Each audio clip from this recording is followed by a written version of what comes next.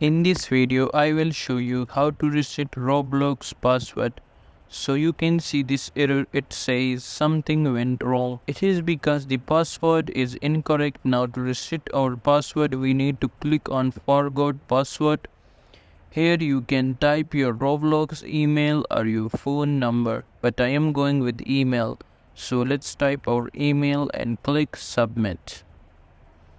And it will say an email with instruction has been sent to you if the email was previously saved on your account. And as you can see, we also received the notification from Roblox. So let's click on it, and here you can see reset your password. In the next video, I will show you how to reset password without email or phone number. So stay tuned for that as well. Thanks for watching.